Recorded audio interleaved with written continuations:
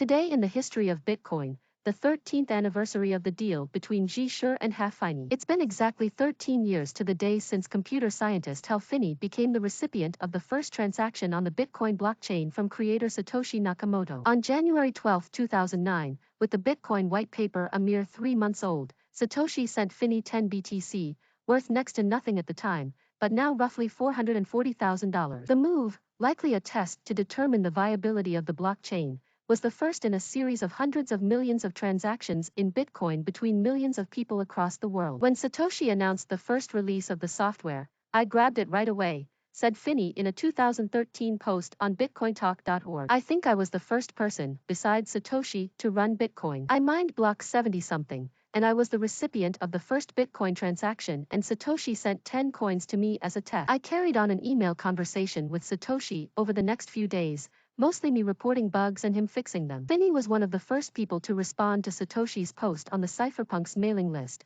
with many in the space still believing he was one of the pseudonymous individuals behind the creation of Bitcoin. Sadly, the legendary crypto pioneer passed away from amyotrophic lateral sclerosis, ALS, also known as Lou Gehrig's disease, in 2014. He would have been 65 years old in 2022. At the time the first BTC was sent, there wasn't even a cash value associated with the crypto asset, whose blockchain has accrued more than 701 million transactions as of January 8. One of the most famous early use cases, exchanging 10,000 BTC for 2 pizzas in 2010, helped pave the way for the crypto asset to eventually be accepted in many bars, restaurants, and even as legal tender in the entire country of El Salvador. Related, former patrons can't drown sorrows as first ever bar to accept Bitcoin closes. 13 years ago, Bitcoin and crypto were highly experimental, unproven, and largely unknown. Today, regulators across the world discuss how to handle the integration of central bank digital currencies,